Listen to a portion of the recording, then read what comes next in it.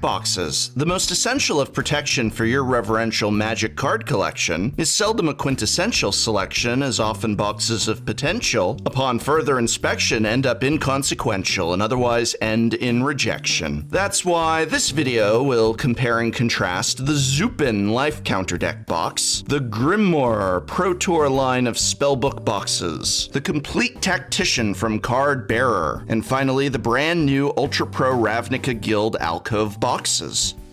But with so many choices, some are better than others, sometimes by a lot. Let's take a look. The Zoopin Life Counter Deck box is a side-loading box with magnetic closure and a built-in life counter. Twin slots allow for easy loading and unloading of your deck. These boxes only come in one size, holding 75 single-sleeved cards, which is unfortunate as that means even a standard deck, double-sleeved, will not fit. To say nothing of Commander, single-sleeved or otherwise. The exterior is a faux leather embossed with both a spider and web, while the interior has a nice soft fiber lining. But the glue holding this together is not the best, and after very little use, many of the corners and edges were dripping apart in my hands. A bad sign after not even that heavy of a playtest time.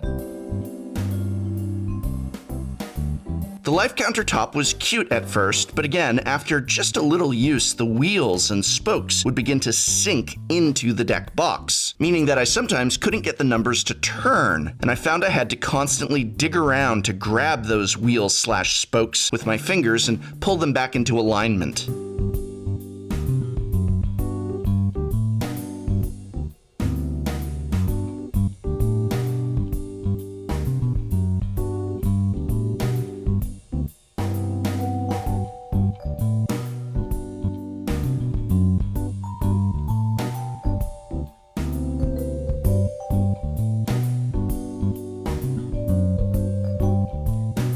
Magnets are exceptionally weak. Yes, we've seen side loaders like the Ultimate Guard Sidewinder that can take a shake without coming undone, but even for deck boxes that just can't hold it together, the Zupan is at the bottom of the list.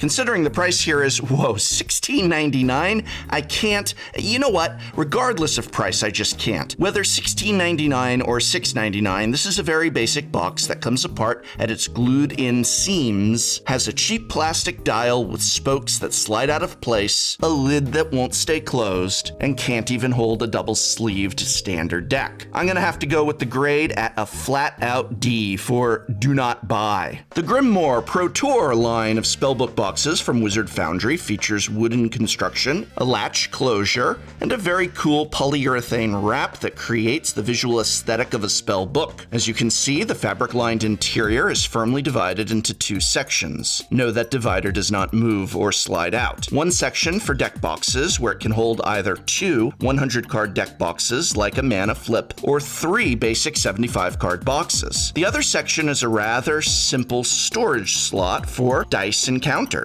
Actually, this rather simple slot is more ample than simple. It's a lot of space for dice. Now, I've reviewed the larger size Grimoires before, and I found them overly large and, in their early days, silly for not having any form of latch. Nice improvements here, as we have a secure latch, and I like the nice compact design, though here I'm gonna say I think it may be a millimeter or two too compact. There's still a lot of book bulk for only holding 2 or maybe 3 deck boxes, and I'd have gladly traded this side compartment, which is already way too much room for dice and tokens, for just a sliver more space to allow for double the deck box storage. Boy, I would love to be able to put 4 100-card deck boxes in here instead of just 2. That would go a long way. And while it can hold 400 sleeved cards or 350 double sleeved cards, I don't recommend doing that because there's a lot of extra wiggle room both on the side of the deck box compartment and due to the top lid having space to accommodate deck boxes. So cards will jostle and fall out of place far too easily.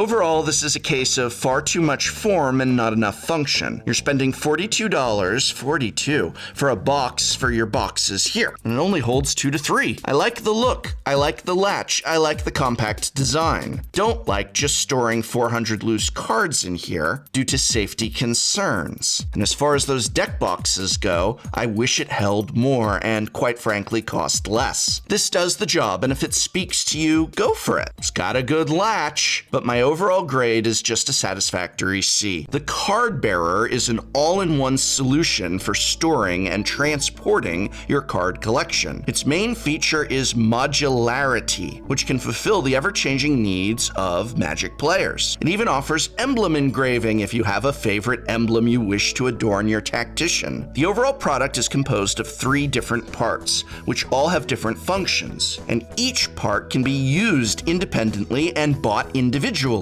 So that's neat. If you just like one part of this, you can just buy that one part.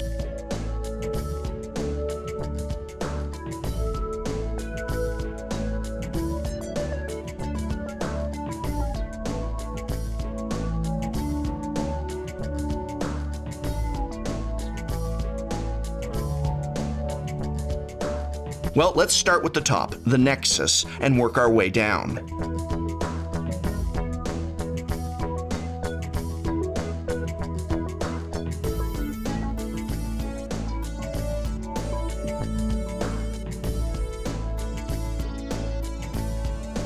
The Nexus is a lightweight carrying case for ready-to-play decks, dice, extra sleeves, a life pad, so on. It comes with a strap that I will show you later, and can hold 3 100-card deck boxes.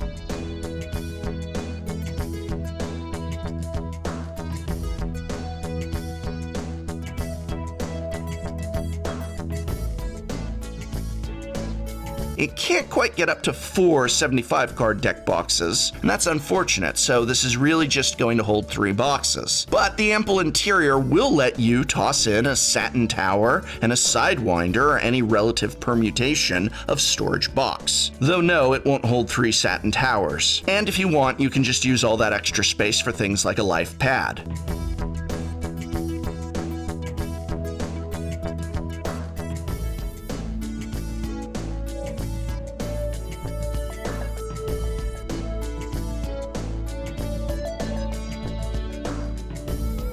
The inside is made of polyester felt, and the outside fabric is water resistant. Tough exterior, I like it. Between these 2 layers are HDPE plastic sheets, which adds to an impact resistance. Arg, I'm not a fan of these 2 exposed bolts here. They aren't completely flat, and it makes me a bit uncomfortable putting loose cards inside, or even something nice like a wooden deck box, as I wouldn't want either to catch between the bolt and the felt. I can feel that slight protrusion with my fingertips, and I don't like it. Besides that, the Nexus is a nice carrying case with, as I mentioned, an optional shoulder strap that I'll get to in just a moment. And if you have more than this to carry around the Magic Fest floor, it attaches atop the library.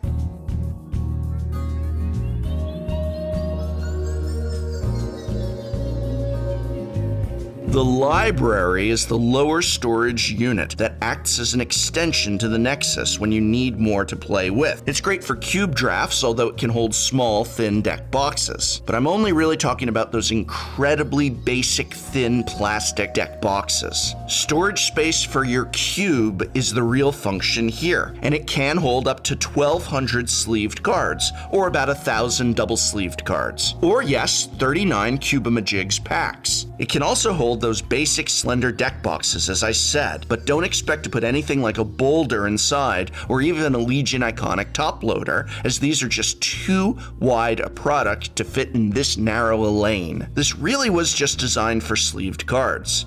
And in that area, it does really well. The inside is lined with a black microfiber fabric, making it smoother for cards and greatly reducing the sound that cards make when moving. A rubber seal is added between the top and the bottom, which adds to water resistance. I wouldn't exactly walk around in a thundering rainstorm, but running between the car and the doors of your local game store when it's drizzling or just raining regularly, and you probably don't have to worry. Now, 3 of those basic deck boxes are included with the library. I really don't see the point to that. Given the high price, I'd rather shave off even $1 than get 3 of those real basic deck boxes, and the same thing goes for the included playmat with the mat pod that I'll get to in a second. What's nice is there are these ribs in the side of the bottom part of the library that act as spacers so you don't accidentally close the lid on your cards. My biggest problems are the awkward closure of the library and the 2 bolts at the base of the Nexus. I just really wanted the lid on the library to snap, lock into place, nice and secure, nice and firm,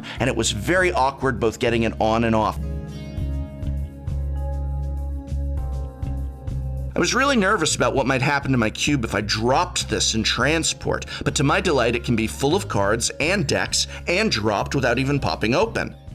Here, I'll even hold it up way too high and drop it anyway, and wow, stays together securely and damaged my desk. Why didn't I have a playmat down? Oh my god, my beautiful desk. The Tactician also comes with a mat pod. So the mat quiver is made of the same components of the Nexus. It's that nice water-resistant material. I like it a lot. There's even a plastic lining on the inside, so your playmat slides in and out easily. And this will lock onto the strap of your Tactician, or you can just lock it onto the strap of your backpacker, anything it fits around. It's a nice little mat pod. Now, when you order one of these, whether individually or as part of the 3-piece set, it comes with a playmat. The playmat's very basic. It's just a Tactician playmat. It's got the company logo on it. I don't think anyone's going to use it. I really kind of wish they would forego including the playmat. We all have our own playmats, and even if that shaves another couple of bucks off the price, that's worth it to me, rather than the free playmat. Getting it on. Truth be told, the exterior of the library does seem prone to fingerprints, and the engraved emblem is just so-so. And there's a magnet at the bottom of the Nexus and on top of the library, which helps prevent wobbling when walking with the product. I really like how all 3 parts of this come together. Price on the library is $49.99, and the Nexus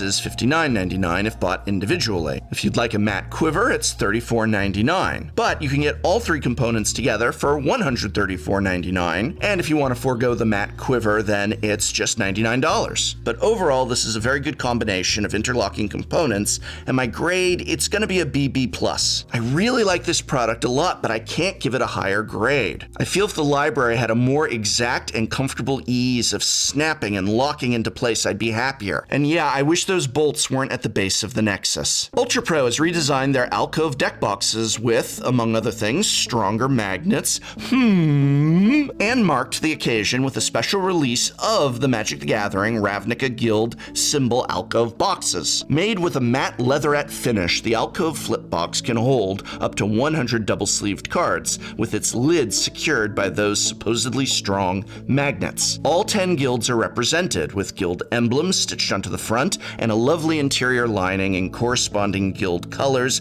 and featuring further emblem design. The Alcove has slots for easy loading and unloading of your deck. No more dump and drop, which is great. Exterior is one of each guild's 2 colors, while the interior is the opposite color and emblazoned with the guild symbol.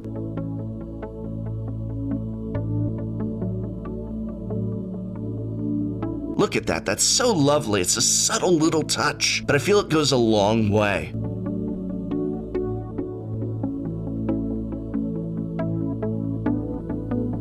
Fantastic materials overall here. The colors are particularly vibrant and thankfully guild appropriate, which means that Orzhov is black and not a bluish purple, etc. Quality stitch and glue work and overall assembly. These were made really well. And yeah, I gotta admit that 10 different guild and color combinations is a neat option for organizing my collection of Commander and other decks.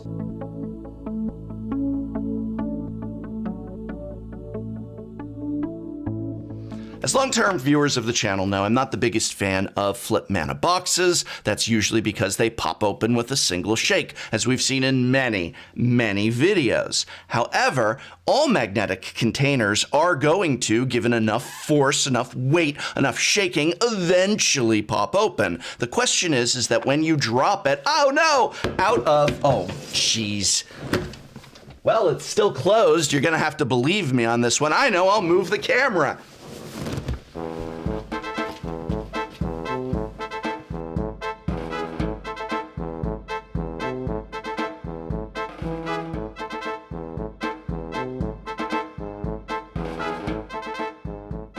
Well, okay, but why do we shake deck boxes? It's because we want to see if they are going to be likely to pop open when they fall down off of the table onto the floor, that sort of thing. So we'll give it a shake. And if it's just gonna pop open easily, no, you're not actually going into your LGS and shaking your deck box. Please don't do that. But it's meant to be as just a little bit of a stress test to see, listen, if turning it upside down and giving it a shake means that it's going to pop open immediately, think of the Zoopin or countless other deck boxes that I've reviewed on this channel, well then it means it's more likely when it falls to pop open. I'm not saying that it's impossible for these to pop open when they fall down. It might happen. I hope it doesn't happen to you. But, all right, let's get it to pop open here for real. Ugh. I am saying, with these sort of tests, that this is indicative of it being less likely to pop open and spill your Commander or Legacy or Modern or Standard or Pauper deck all over the floor of your local game store. Come on.